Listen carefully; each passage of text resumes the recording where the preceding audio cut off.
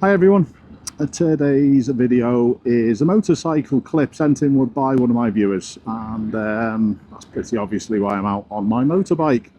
It seemed pretty apt for me to be pulling the Tiger out to analyse this one. And the collision actually happened on this roundabout that I'm approaching, to the top of the M62, and my viewer had a big deal to do with this, although from what they said, the driver did pick up, well, the other driver's insurance did pick up the tab, but it happened, I'm going to show you in a second.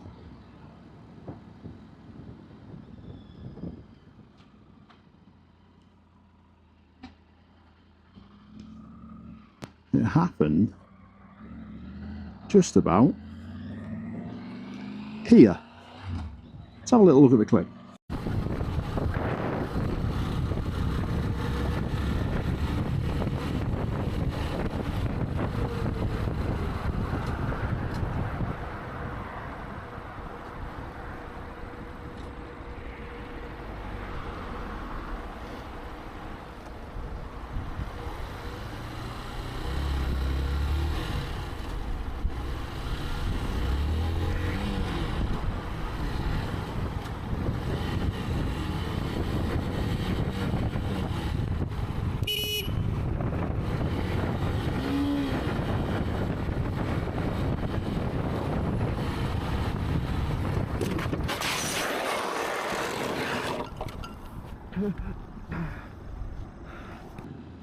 So there's a few little things that I'd like to go through with this clip. My viewer had minor injuries. The third-party driver was apologetic, but apparently the passenger, the male passenger, was less so. But my viewer is saying that it's 100% on the other driver. I'm actually a little surprised at that. There's a few little things that I'd just like to discuss while I'm heading down to the roundabout at the bottom, turning round and then going to have another little look at it. There's a few little things I'd like to discuss. First of all, my viewer came from the Heighton junction, and it looked as though they were doing a complete U-turn of the roundabout. Probably a little unusual. Could that have had a bearing if the vehicle that crashed into them was following them and then thought, well, that's no way in the world gonna go all the way around the roundabout? Perhaps. It's obviously a mistake on the driver of the car if that's the case, but that could have been a factor. But I do think the initial incident that my viewer had with the car that went straight on going past a left turn, that was the first factor that honestly I think that my viewer got a little bit het up and wound up with that.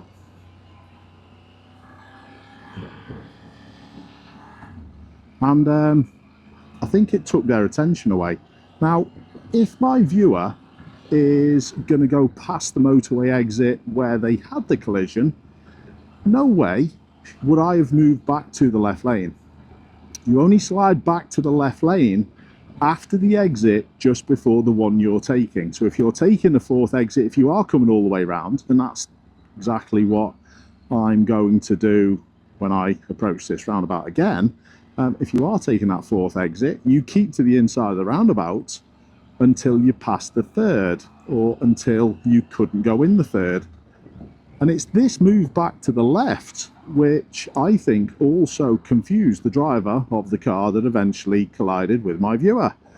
I had an accident years ago on a roundabout up on the East Lancs, where I was teaching someone in my missus's family, and they used lane 2 to go straight on, and a car in the left lane went and tried to turn right. It was quite interesting because the police officer dealing with that situation said to me, if the driver had just coughed for it or held their hands up to it, they would have left it with the insurance. But because they didn't, the police officer done them for driving without due care and attention. Now, what is the difference with what my viewer did? Not much, in my opinion. So here's the roundabout. I am coming back to this exit. Now, roundabout is really open. There's no one coming, so we can head on. I know my viewer had a little bit more traffic to deal with. But this is the junction where the vehicle was in the left-hand lane and went past this exit that's out in front of us. And it was this that I think started the lack of attention with what was going on around from my viewer's perspective. Let's just get my visor up so I can see what I was doing. Started to fog up there. So I'm watching people around, and I'm going to change my speed so it's not an issue. But if I'm going all the way around, I wouldn't go back in that left lane. I know vehicles could come past. They do. It's the Audi doing to my left. It's fine. And then I would slide it across. So that's really what my viewer should have done. But he didn't.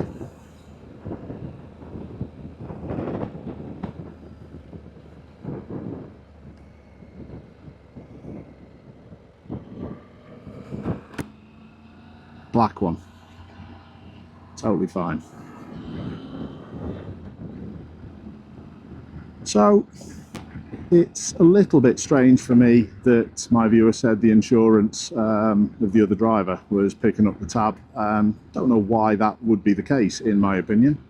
I thought it was pretty 50-50. Please let me know what you think, but there's definitely things from both sides that both parties can take. We've taken it from the perspective of the motorcyclist, my viewer, but what about the perspective of the car that was exiting? Come on, this is a simple one. You've heard me say this before.